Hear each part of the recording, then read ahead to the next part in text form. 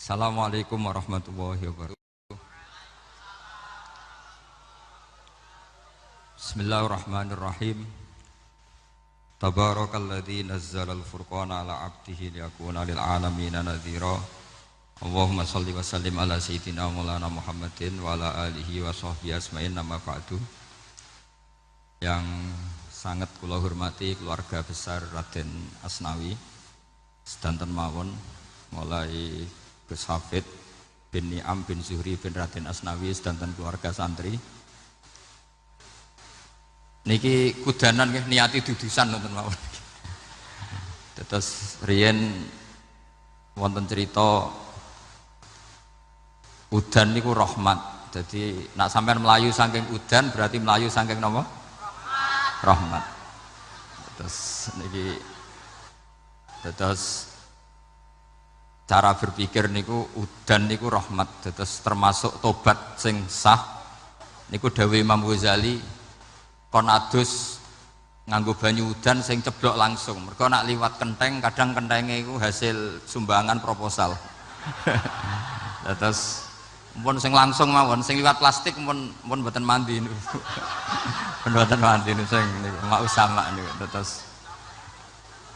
Terus dulu di antara syaratnya tobat niku dawuh Imam Ghazali niku adus udan sing prawan, maksudnya sing asli ceblok saking pundi langit niku langsung sampean ombe. Nak tepak nggih tobat, nak mboten tepak nggih lara niku. Mergi asli.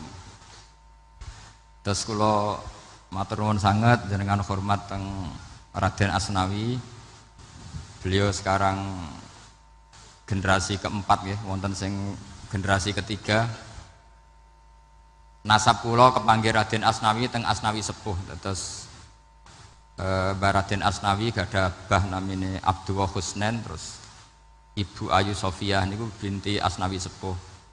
Kula buyut kula kandung damaran niku Hafsah binti Maksum bin Soleh bin Asnawi sepuh. Kenapa saya cerita zuriyah gitu? Terus satu peradaban, gini bahasa Indonesia mohon ya, bahasane gaul. Satu peradaban itu yang bisa bangun itu zuriyah itu komunitas gen.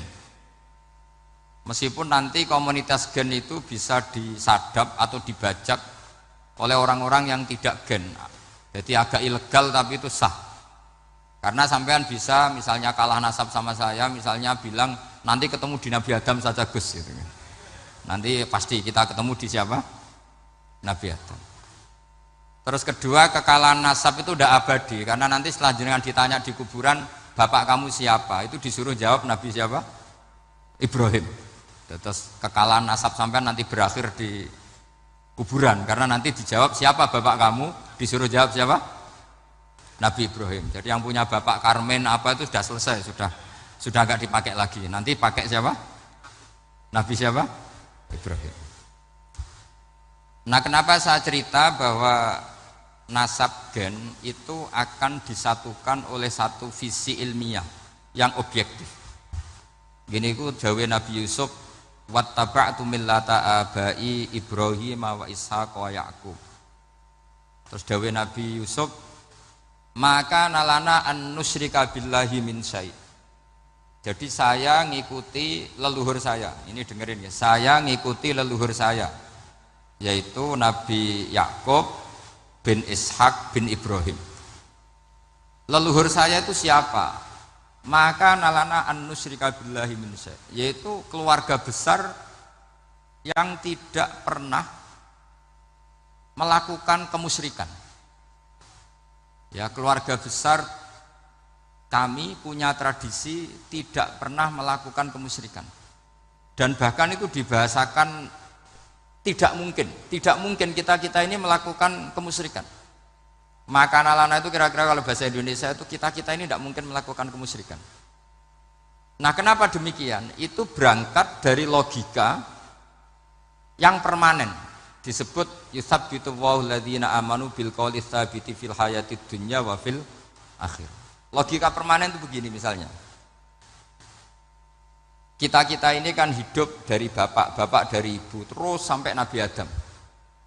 Kemudian setelah Nabi Adam ini berakhir, Berakhir, kemudian kita mau tidak mau berpikir Nabi Adam itu siapa? Terus diterangkan ternyata Nabi Adam itu satu makhluk hidup yang mulanya dari tanah, lewat wahyu Allah, lewat titah Allah kun, kemudian jadi manusia yang bernama Adam. Sebelum Adam ada bumi, ada langit, ada cakrawala, macam-macam. Kemudian itu kita rumuskan lagi, asal usulnya adalah tidak ada, adamiyun makhdun. Akhirnya kita tahu bahwa alam raya ini diwujudkan setelah dari tidak ada. Nah tentu terus kita berpikir, dari tidak ada menjadi ada itu pasti penyebabnya adalah sesuatu yang ada. Nah yang ada itu disebut wajibil wujud. Karena wajibil wujud ini wujud sendiri, nggak ada saingannya. Karena Allahu ala syai'amahu, Allah ada dan tidak ada pesaingnya. Maka kita ini berpikir nggak mungkin ada kekuatan manapun yang menyamai Allah. Sehingga nggak ada Yesus mungkin menyamai Allah, nggak ada Fir'aun, nggak ada Lata, nggak ada Uzza. Makanya disebut maka nalana an nusyrika billahi min syai'. Kita ini tidak mungkin melakukan kemusyrikan.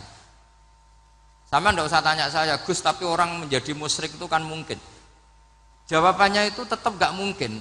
Kemusyrikan itu satu teori yang nggak mungkin. Tapi kalau orang musyrik itu mungkin.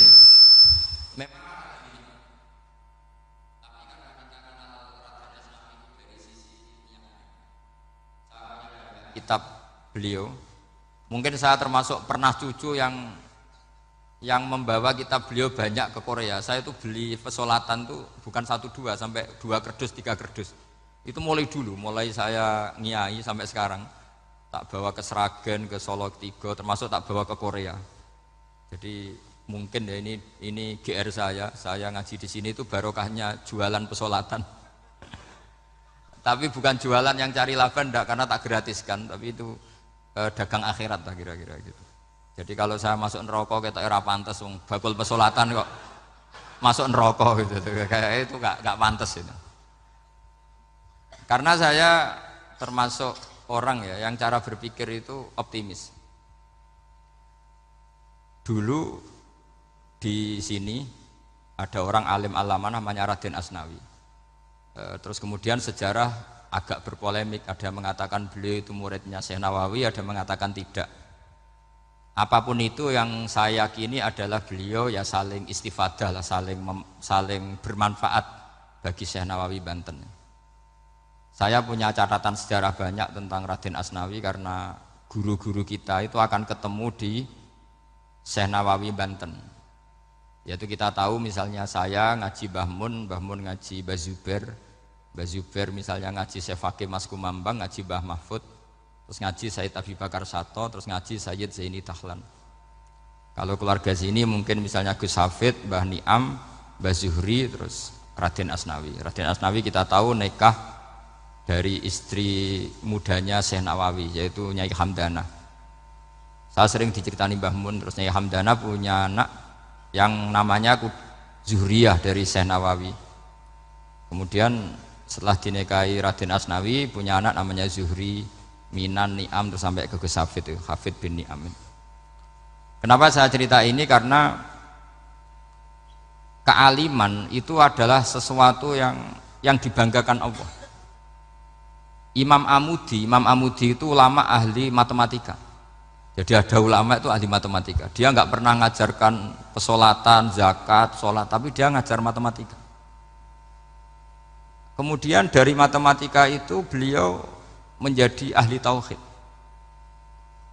Sehingga nanti Mungkar Nakir itu nggak akan tanya dia marabbuka wa manabuka, karena dia punya rencana. Yang ngajar tauhid itu saya kata. Jadi kalau dia Mungkar Nakir, marabbuka, pangeran kamu itu siapa? Malaikat malah dilawan. Kamu pernah ngajar tauhid? Saya ini guru tauhid. Singkat cerita, saking keramatnya Imam Amudi, kata Allah, ya Amudi, presentasikan ilmu tauhid yang lewat jalur matematika ke semua malaikat saya. Semua malaikat saya tahu cara berpikir matematis. Karena malaikat itu imannya itu iman mauhibah, karena dia malaikat ya iman karena tahu neraka, tahu surga, terus dia iman. Kalau kita ndak, kita iman tuh pakai logika, jadi lebih keren. Loh betul. Malaikat itu ketika bangga, ya Allah, apa ada orang yang imannya di atas kita? Jawabnya Allah ada. Siapa? Ya orang-orang kudus, kata Allah. Kira-kira gitu. Kenapa? Ya betul. Karena kamu iman saya itu wajar, kamu tahu saya. Tapi mereka nggak tahu saya tapi iman. Kenapa bisa iman ya Allah? Karena mereka punya logika, punya akal. Akhirnya Imam Amudi disuruh sama Allah presentasikan logika tauhid kamu lewat jalur matematika. Malaikat disuruh dengerin semua, Isma'u ya malaikati, ini mimpinya wali. Terus Imam Amudi mulai mengajarkan nisbatul isnaini ilal wahid wa nisbatus salasa wal arba'ah ila ma la nihayatalah niku binisbatin wahidah, yaitu far'un minal asli wa huwa al wahid. Mbok angka sebanyak apapun 2, 3, 4 sampai 1 miliar itu nisbatnya ke angka 1 adalah nisbatul far'i ilal asli, semuanya berasal dari 1.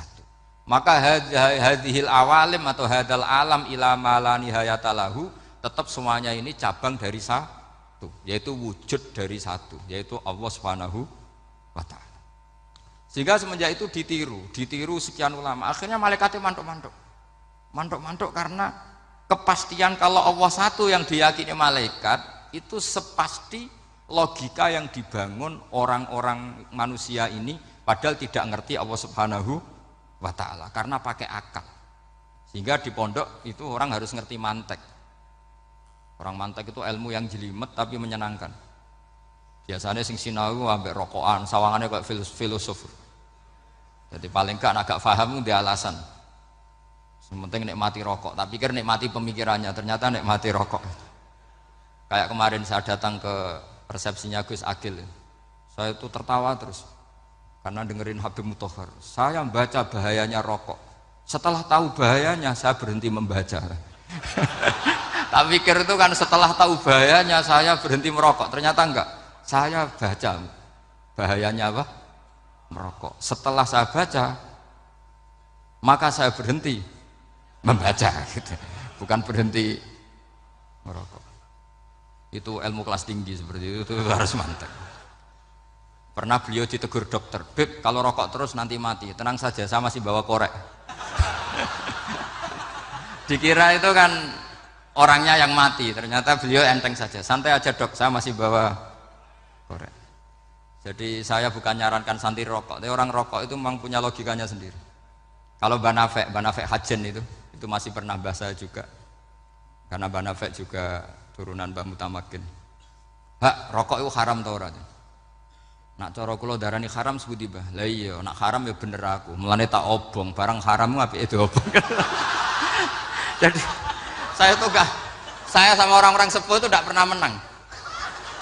Jadi apa ya? Mereka itu orang yang sudah lama, gimana ya, mau dikatakan bulat itu ya, tapi memang nggak pernah kalah mereka.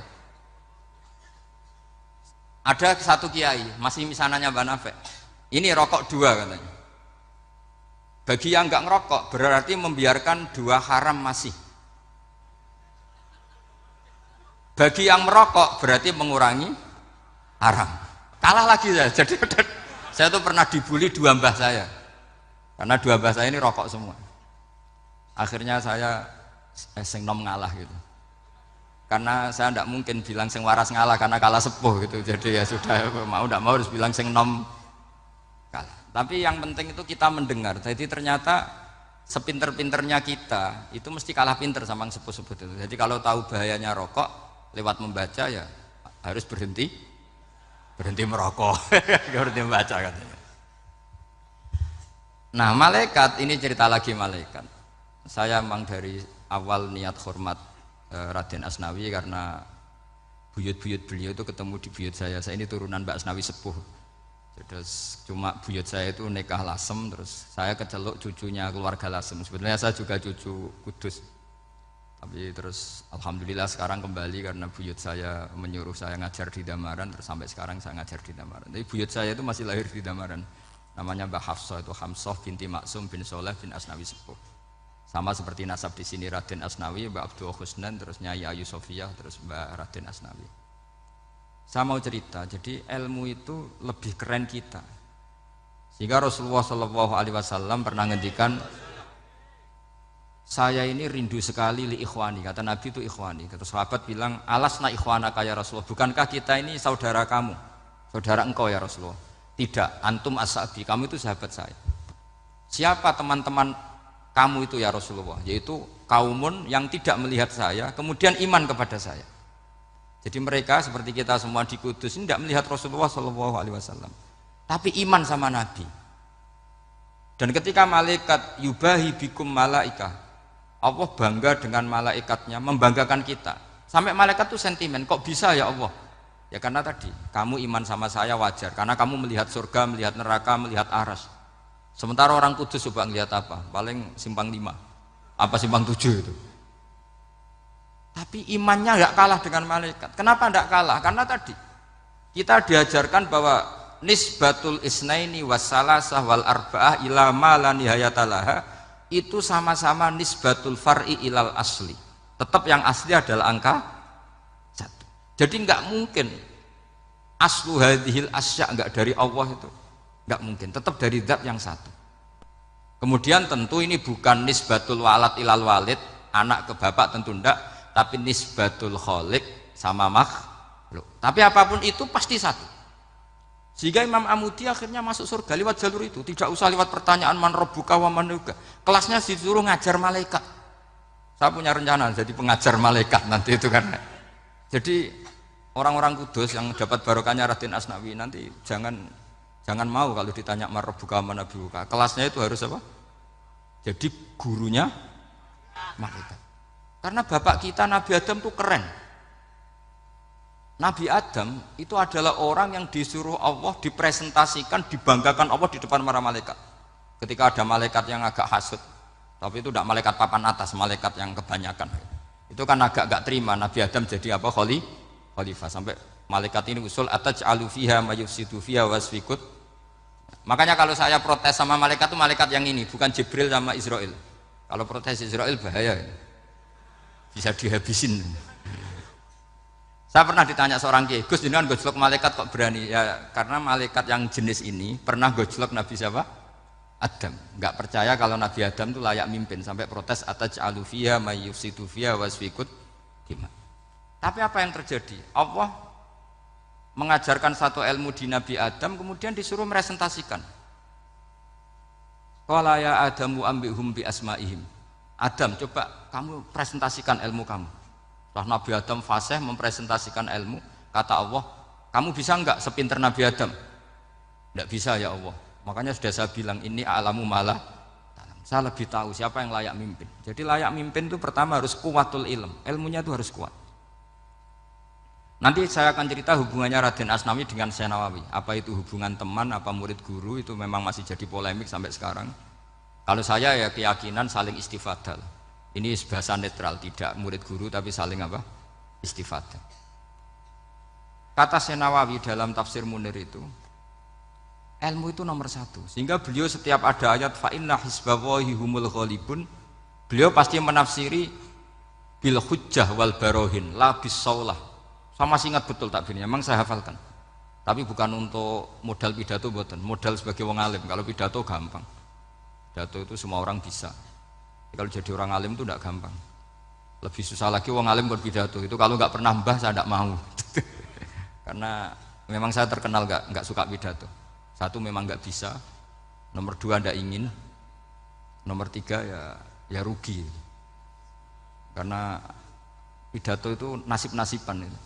Kalau nasib baik kamu tidak paham itu, wah Gus Bah ilmunya tinggi sehingga kita tidak paham itu kalau nasib baik. Kalau nasibnya tidak baik, nak ngendikan bulat sama no. Itu tepak-tepakan. Dan Syekh Nawawi itu benar, Raden Asnawi juga benar, semua guru-guru kita benar. Karena agama ini sebetulnya bukan masalah negara, tapi masalah logika yang sehat. Uni Soviet itu pernah mengkooptasi Uzbek, Ceknya, Tajikistan. Itu 100 tahun. Orang dipaksa ateis. Tapi orang-orang Uzbek, saya sering ketemu ulama Uzbek, kadang ketemu di Korea, kadang di Malaysia. Orang-orang Uzbek itu punya basement di bawah tanah. Kemudian di bawah tanah ini mereka ngajarkan tauhid. Ngajarkannya ya gampang. Misalnya ini sesuatu yang ada, iya ini. Ini ada penciptanya enggak? Ya ada. Siapa? Tukang katanya. Yang penting itu enggak ada logika bahwa sesuatu yang ada disebabkan oleh ketiadaan. Lah orang komunis, orang ateis itu orang yang mengatakan alam ini didahului oleh nihilisme, oleh adamiyah. Masuk akal enggak sesuatu yang ada, penciptanya sesuatu yang tidak ada. Sehingga orang anak-anak Uni Soviet itu enggak pernah kepikiran membenarkan ateis, itu enggak pernah. Bareng Uni Soviet ada itu Glasnost Perestroika itu kemudian hancur, semuanya langsung menjadi negara Islam, termasuk Uzbek, Tajikistan, karena diajari ilmu, bahwa ilmu itu yang nggak pernah kalah oleh negara. Sehingga saking pedenya Rasulullah SAW ketika Sulhul Hudaybiyah, ini agak jelimet tapi gampang dicerna. Sulhul Hudaybiyah itu satu perjanjian yang semuanya merugikan Rasulullah. Yaitu kalau orang kafir masuk Islam disuruh kembalikan ke kafir, karena kafir itu bagi mereka habitat, Islam itu hal yang baru. Tapi kalau orang Islam menjadi kafir, nggak boleh kembali Islam, berarti kembali ke habitat. Semua perjanjian itu merugikan. Sampai masyhur Sayyidina Umar protes ke Rasulullah, jenengan masih nabi. Itu kan ekstrim tanya. Jenengan sampai sekarang masih nabi? Ya, saya masih nabi. Kenapa tanya demikian? Karena semua perjanjian merugikan Islam, menguntungkan orang apakah? Kafir.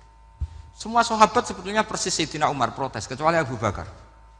Lama-lama akhirnya di antara perjanjian itu berbunyi begini. Tapi saya minta satu hal. Orang boleh mendiskusikan Islam tanpa tekanan. Itu saja permintaan Nabi. Orang boleh mendiskusikan Islam secara bebas, tidak tertekan.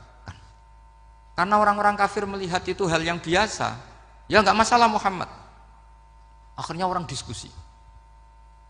Islam itu apa sih?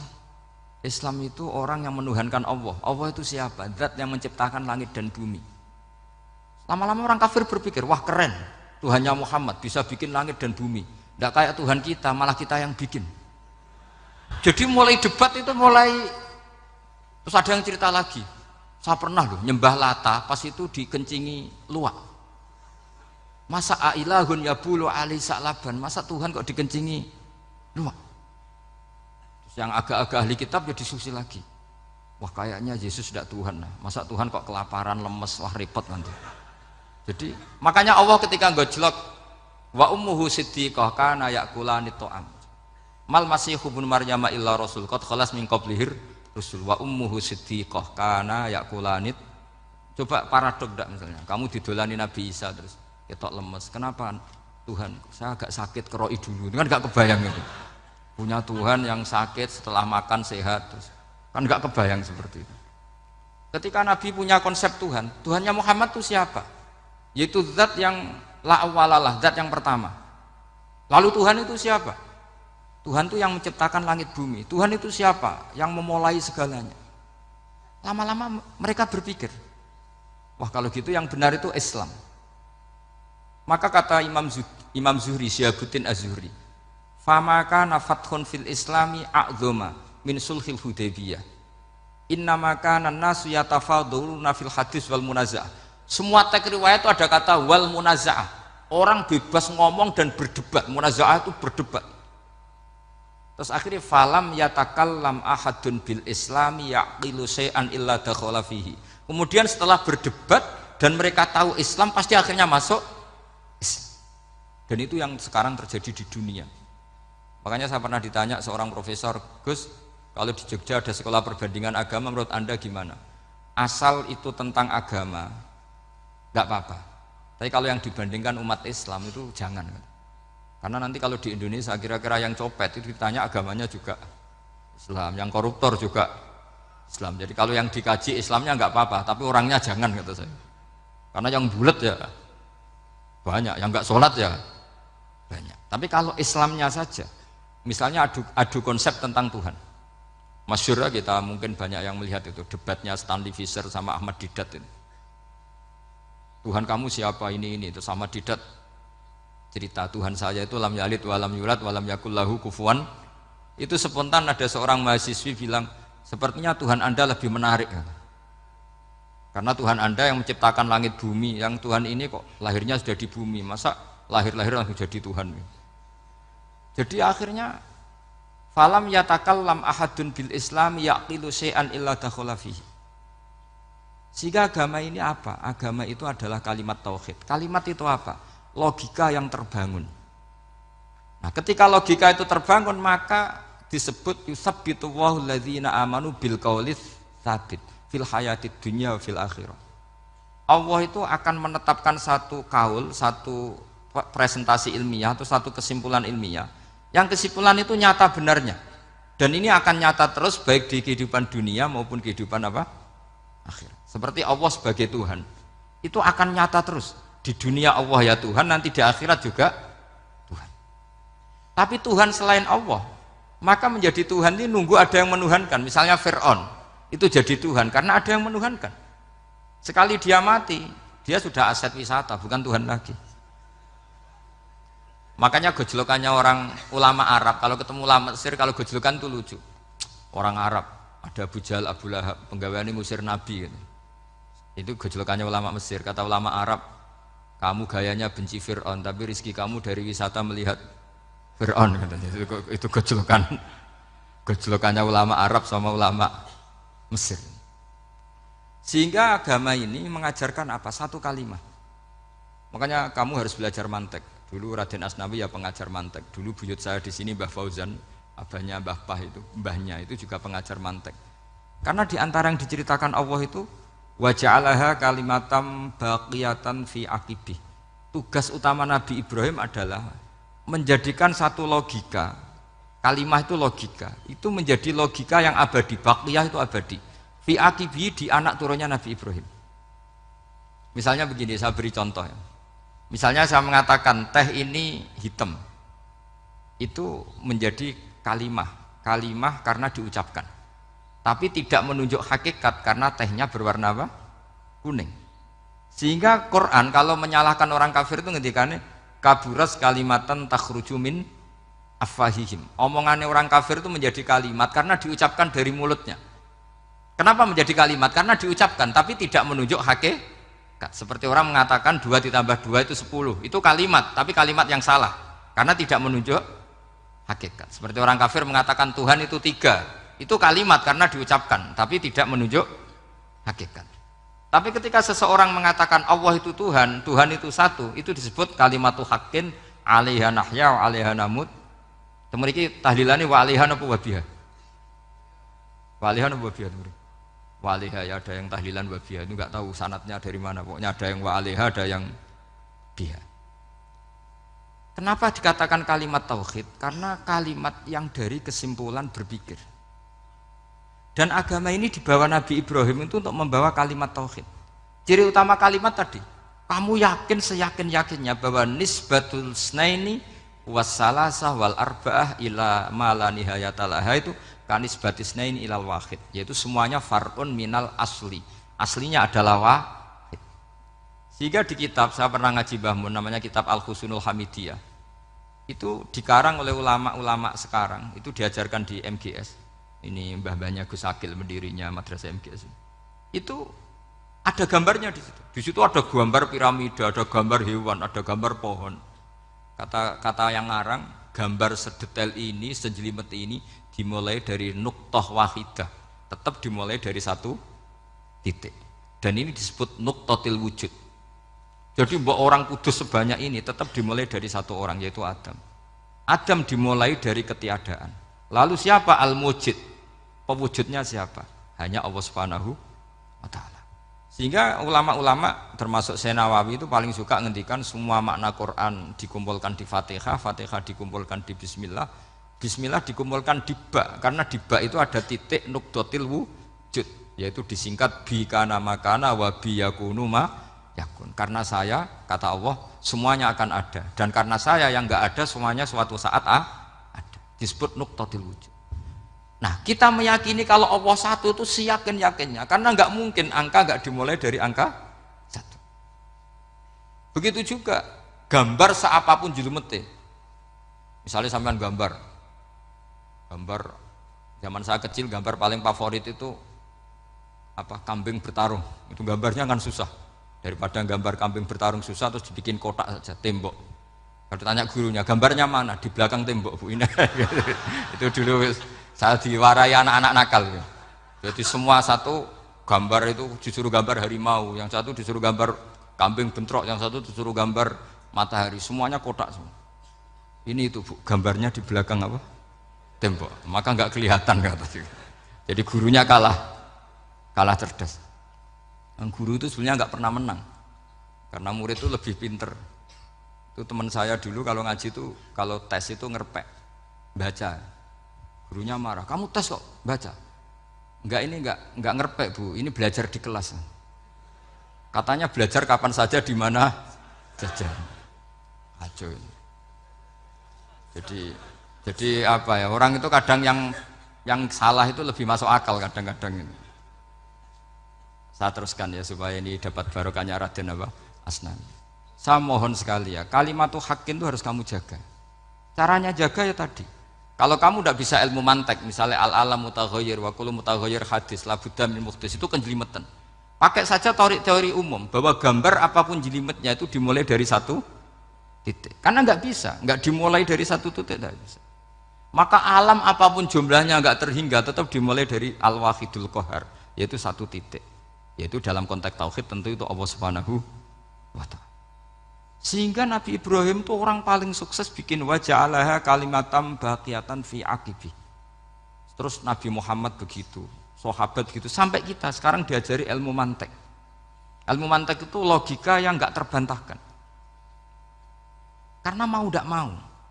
Kata Imam Syafi'i, fa innal uqula muttarratun ila qabulil haq, karena akal akan dipaksa menerima kebenaran.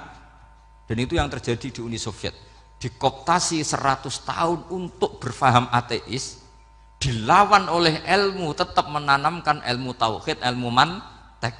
Ketika Uni Soviet secara politik runtuh, semuanya menjadi muslim, termasuk negara-negara yang dulu dikooptasi.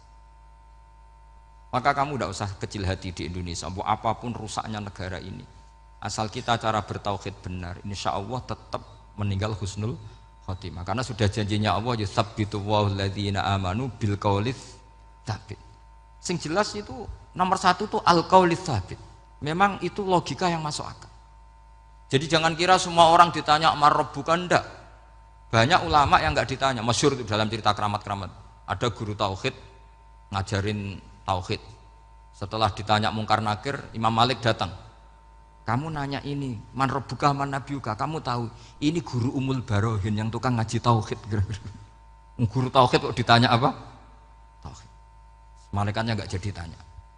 Dan saya percaya cerita-cerita seperti itu karena secara umum itu ala inna auliya Allahi la khaufun alaihim walahum yahzanun lahumul busyra fil hayatid dunya wa fil akhirah. Artinya kalau wali itu kok ditanya mungkar nakir berarti ngalami ketakutan.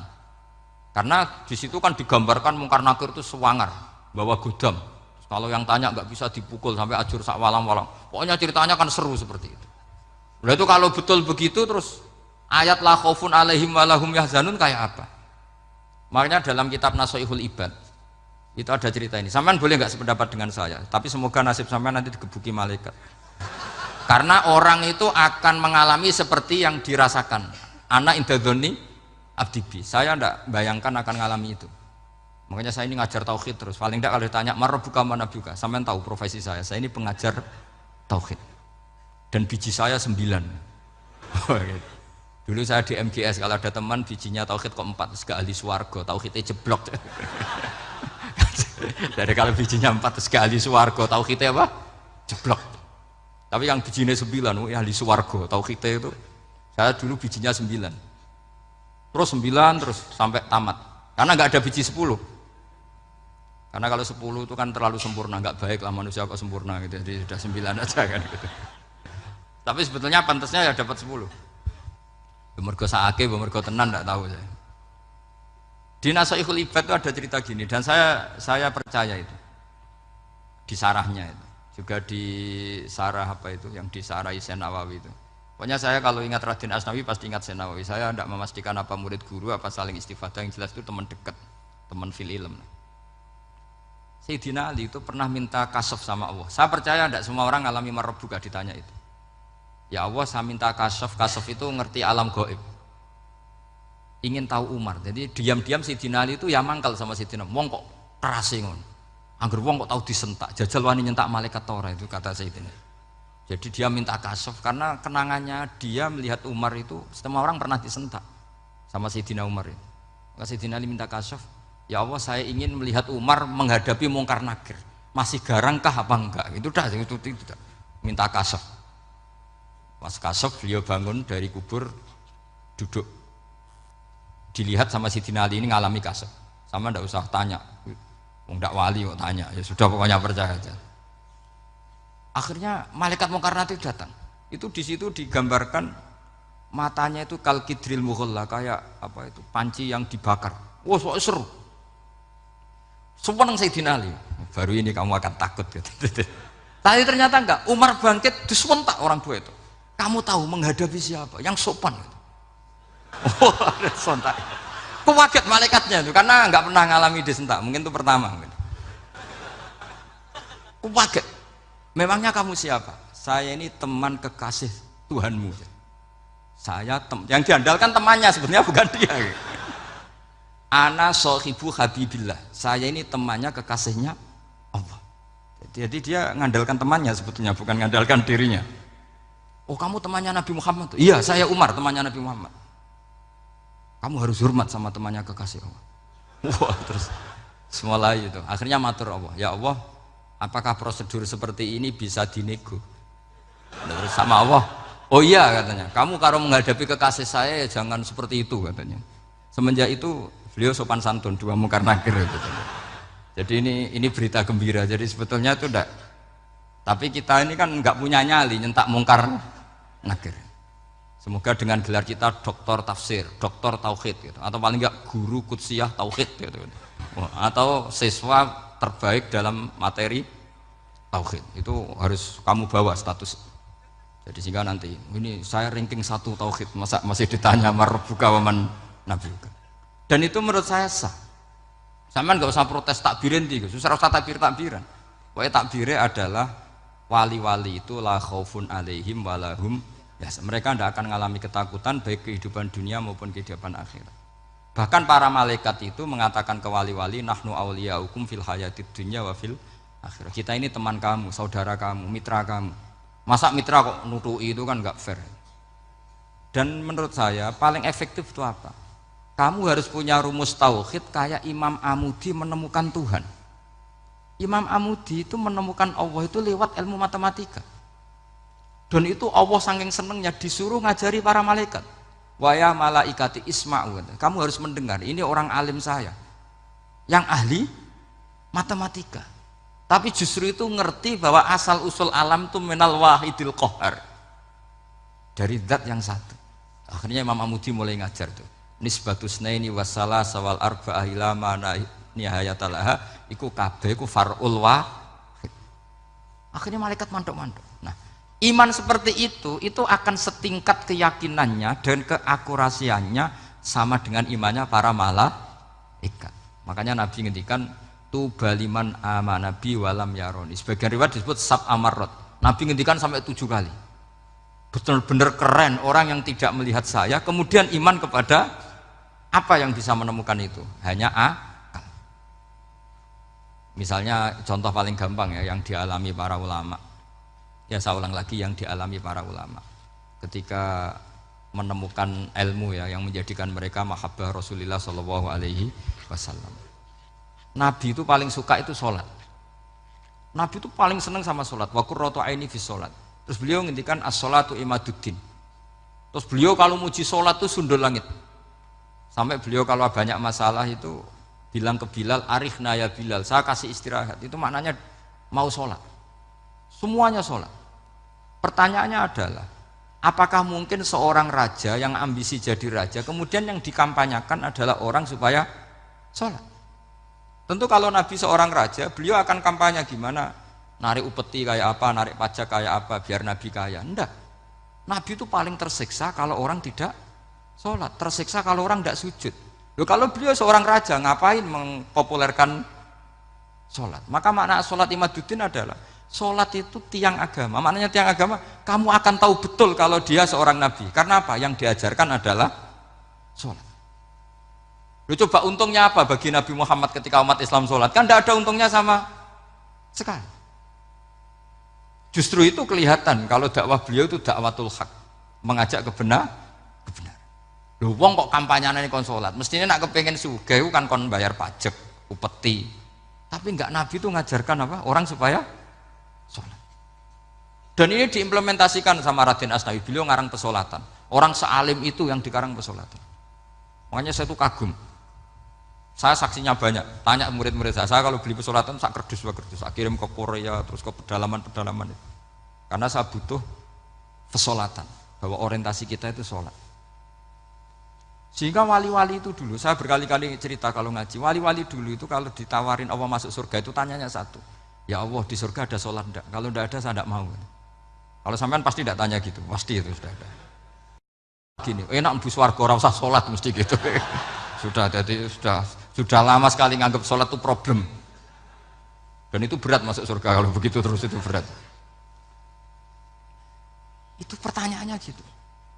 Karena alam rohani kita, saya ulang lagi, alam rohani kita itu tidak kebayang kalau kita hanya nyuwun sewu nikmati secara seksual, secara biologis. Makanya ada ulama ditanya, kenapa sholat itu lebih indah ketimbang nikmatal wiqo misalnya, nikmatnya hubungan biologis. Jawabnya ulama itu gini, lucu, jawabannya sederhana. Nikmatnya kamu punya anak itu apa? Jawabnya ulama itu lucu. Kalau sakit dia sembuh, kalau hilang dia datang. Saya ulang lagi ya, kalau sakit dia sembuh, kalau hilang dia datang. Sekarang orang tua yang punya anak sakit koma di UGD atau di emergency, itu senangnya tuh mengalahkan kesenangan apa saja. Kira-kira orang yang berhubungan intim atau yang hubungan biologis dengan orang yang sedang anaknya sembuh dari koma, senangnya senang mana? Senang yang melihat anaknya sembuh dari koma. Senikmat apapun hubungan biologis, senang anaknya yang hilang ketemu. Nah, kalau anak ketemu saja orang seseneng itu, apalagi kita di surga, ketemu zat yang lama kita sembah, yang lama kita rindukan, yang lama kita rindu, kemudian ketemu di surga, maka tidak ada artinya surga tanpa melihat Allah Subhanahu wa Ta'ala. Memang harus dijelaskan secara rohani. Akhirnya orang ngerti bahwa nikmat tertinggi di surga adalah melihat Allah Subhanahu wa Ta'ala. Karena kalau anak-anak muda mungkin protes, ya enggak, ya enak kumpul sama widadari gini-gini. Wah itu kan yang trauma bojone jelek gitu. Wah itu yang bojone jelek mesti kesusu masuk surga karena itu sudah jelek, cerewet, nggak mati-mati kan gitu. Terus dia ingin masuk surga mesti niatnya welek, mesti pikiran pertama itu kumpul widadari. Tapi ada ulama yang bikin analogi tadi, misalnya istri kamu cantik, kemudian anak kamu sakit, koma. Hubungan dengan istri sama dengar berita anak kamu sembuh, seneng mana? Seneng anak sembuh. Sama anak yang hilang, seneng mana? Anak yang hilang ketemu. Maka terus ulama bisa menjelaskan itu. Kalau orang ketemu anaknya seseneng itu, apalagi ini ketemu Tuhannya yang bertahun-tahun disembah, kemudian tidak pernah melihat. Di surga itu nanti kita melihat Allah Subhanahu. Makanya Allah begitu bangganya mempromosikan surga. Surga itu apa? Surga itu wujuhu yauma idzin nadhirah ila rabbiha nadhirah, yaitu wajah-wajah berseri-seri dan melihat Allah. Itu tanpa dijelaskan seperti ini Anda akan janggal, enaknya di mana? Tapi setelah dijelaskan detail gini oleh ulama, maka kita akan tahu an-ni'matul uzma sing enggak ada perbandingannya adalah nikmat masuk apa? Surga karena melihat Allah Subhanahu wa Ta'ala.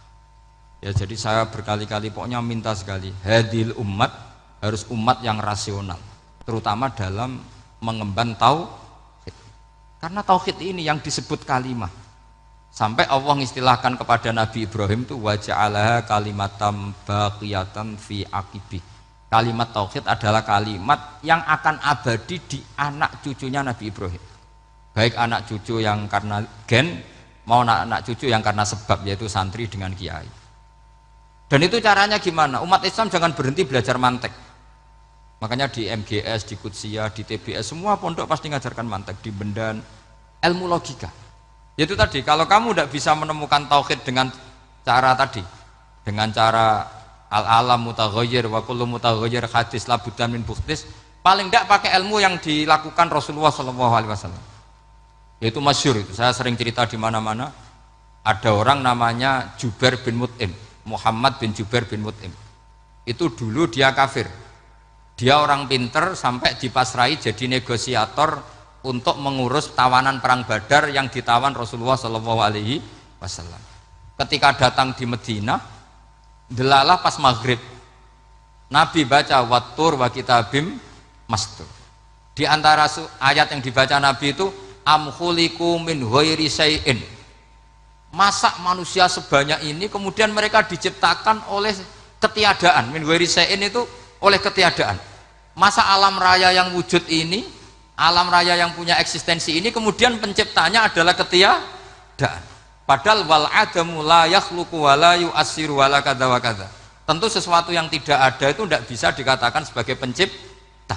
Wong nggak ada, jadi faktor saja nggak mungkin apalagi jadi pencipta. Itu Nabi habis sholat langsung beliau sungkeman, ya Muhammad, saat ini juga saya iman. Karena logika yang dibangun ayat yang kamu baca itu menghabiskan semua logika saya. Intinya logika tauhid itu akan mengalahkan semua teori non tauhid. Itu yang disebut bal naqdhifu bil haqqi 'alal batili fayadmaghuhu fa idza huwa zahid. Kebenaran tauhid itu akan menghancurkan kekuatan apa saja. Fayadmaghuhu itu di tafsir Tobari disebut dorbatan tasujud dimah. Satu pukulan sing sampai menjadikan otak itu hancur. Mulanya disebut damagho, dimah itu maknanya otak. Maka kamu jangan khawatir kalau Islam didiskusikan di Uni Soviet, didiskusikan di Kanada, didiskusikan di Korea, pasti kalimat tauhid akan mengalahkan kalimatul batil. Pasti ja'al haqqu wa zahaqal batil, innal batila kana zahuq. Tapi syaratnya kita harus kuat. Makanya saya ini senang sekali yang namanya ngaji itu, saya senang. Karena saya tadi bercita-cita ingin jadi dosen setelah mati. Karena di dunia sudah tidak jadi apa? Dosen. Saya ingin seperti Imam Amudi. Pertama ketemu Allah, beliau disuruh ngajar malaikat tentang ilmu apa? Matematika yang mengarah ke tauhid. Jadi diajarkan. Kamu tahu angka 2, angka 3, angka 4, semuanya bersumber dari angka 1. Berarti semuanya berawal dari 1. Gak tahu setelah itu malaikatnya dites lagi apa enggak, enggak tahu. Pokoknya pas itu malaikat ya paham semua. Oke. Kayak apa hebatnya umat Rasulullah Shallallahu Alaihi Wasallam? Karena akalnya kuat. Sehingga kita harus kuat. Sehingga kalimat yang benar disebut kalimatu haqqin 'alaiha nahya wa 'alaiha. Nah, kalimat yang salah disebut kaburat kalimatan takhruju min afwahim. Kalimat menjadi kalimat karena diucapkan. Tapi tidak menunjuk hakikat. Kayak ini misalnya, ini tutup, ini putih. Terus saya katakan hitam. Berarti saya mengatakan ini hitam. Sebagai kata-kata karena diucapkan. Tapi tidak pernah menjadi hakikat. Karena hakikatnya ini putih. Itu hebatnya Quran. Makanya Quran kalau gojlek orang kafir itu, gojlek orang kafir itu sebut apa? Kaburas kalimatan takhruju min afwahim. Tapi untuk kalimat tauhid dikatakan apa? Yusabbitu walladzina amanu bil qaulits tsabit fil hayatid dunya wa fil akhirah. Sebagian disebutkan wa ja'alaha kalimatam baqiyah. Kenapa kalimat tauhid itu kalimat yang abadi? Karena Allah sebagai Tuhan di dunia juga sebagai Tuhan di akhirat, dan selalu Tuhan pada masa yang tidak terbatas. Itu disebut wa ja'alaha kalimatam baqiyah. Kemudian umatnya Nabi mengganti kalimat yang gampang. Allah punya sifat baqo, punya sifat akhir. Maksudnya akhir itu la akhiralah. Terus semuanya. Yang paham ya alhamdulillah, yang enggak paham dikon ngapal wujud kidam baqo mukhalafatul khawadisi qiyamuhu binafsi wahdaniyat kudrat iroda. Wes paham. Langkok sing rada alim terus roh bedane iki sifat ma'ani iki maknawiyah. Cara Mu'tazilah ngene, cara Ahli Sunnah ngene. Wah itu sudah kejlimetan bocah. Sementing pokoke wujud hitam. Nah, kenapa yang pertama yang disebut wujud? Karena yang membedakan kita dengan faham ateisme itu ya sifat wujud. Yaitu mereka mengatakan alam raya ini dimulai dari ketiadaan. Wah itu akal mana saja itu nggak bisa nerima, masa ketiadaan menciptakan sesuatu yang ada. Maka kata Ibnu Hajar al-Asqalani ketika mentafsirkan mensarai hadis salasun mangkunna fihi wajata halawatal iman. 3 hal ini kalau kamu faham maka menemukan manisnya iman. Manis itu enak. Terus kata Ibnu Hajar Al-Asqalani, masih ingat betul dalam sarahnya Fathul Bari, wa yusamma inda ahlil aql, misalnya al-iltizat al-aqli. Agama ini mengajarkan kenyamanan cara berpikir. Coba kalau sampean seorang doktor atau seorang profesor atau seorang pinter, kemudian kamu dipaksa mengimani bahwa alam ini diciptakan oleh ketiadaan, itu bisa tidur gak? Oh, tidak bisa tidur. Sampean misalnya orang pinter, dididik di kampus atau dididik di pondok, alam ini yang wujud, yang menciptakan itu sesuatu yang tidak wujud, kamu bisa tidur gak kira-kira? Ini guru apa? Ini sarap ini. Mosok hadil maujudat khalaqahal adam, sesuatu yang wujud diciptakan ketiadaan. Tapi agama ini membawa sesuatu yang menyenangkan untuk akal, yaitu hadhil maujudat khalaqaha wajibul wujud. Maujudat yang wujud ini diciptakan super maujud, yaitu oleh bahasa pondok disebut wajibul wujud. Kan terus seneng, wajar dong kalau sesuatu yang ada diciptakan oleh yang ada. Nah tentu ada pencipta, terus ada super, disebut wajibul wujud. Kan terus enak. Nah, itu kata Ibnu Hajar Al-Asqalani disebut wajadah halawatal iman. Sehingga kita tidak usah khawatir. Makanya saya itu termasuk orang yang nggak khawatir. Apapun rusaknya dunia ini, kacaunya dunia ini, akan kalah dengan kalimatut tauhid. Karena kalimat ini ketemu apa saja pasti menghancurkan. Yaitu disebut bal naqdhifu bil haqqi 'alal batil fayadmaghuhu fa idza huwa zahid. Kalimat hak ini akan menabrak apa saja, dan yang ditabrak pasti hancur. Makanya sampai tidak usah khawatir misalnya ada negara ateis di Cina, di Korea, kita yakin asal yang diteliti itu agama Islam pasti menang. Nah yang susah kalau yang diteliti orang Islam, itu susah karena yang copet kadang-kadang ya umat. Apalagi di negara yang mayoritas muslim, nanti copetnya, premannya, koruptornya semuanya beragama Islam. Makanya kita hanya punya pilihan dua itu, umat Islam dan Islam yang kumat itu dok. Kalau tidak umat Islam ya Islam yang kumat. Tapi kalau kalimat tauhid itu kalimat yang aman, tak jamin. Tak jamin 100%. Sehingga saya itu kalau ditanya profesor Pak Bahak, kalau suatu saat Indonesia jadi negara yang sangat terbuka, kemudian ada sekolah perbandingan agama, menurut Anda prospek Islam gimana? Saya jawab, asal yang dikaji Islamnya bukan orangnya, pasti Islam tetap prospek. Asal yang dikaji apa? Islamnya, bukan orangnya. Kalau orangnya ya Masya Allah. Itu tadi, kalau tidak umat Islam ya Islam yang umat. Ya ngoten mawon supaya niki mungkin untuk barokah napa? Raden Asnawi untuk barokah ngaji kalimat tauhid. Terus sampean kudanan nih kula mboten sakake, tak anggap untuk rahmat ngoten mawon nggih.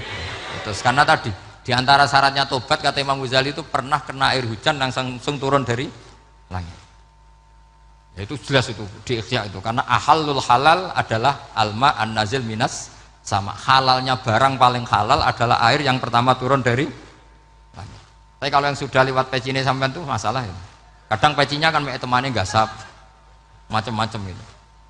Atau beli lewat nyentak orang tua, ya masalah lain. Tapi ya lebih baik yang pakai peci timbang yang enggak, lebih sopan gitu kan. Tapi yang enggak pakai peci ya enggak apa-apa karena langsung kena apa? Kenapa?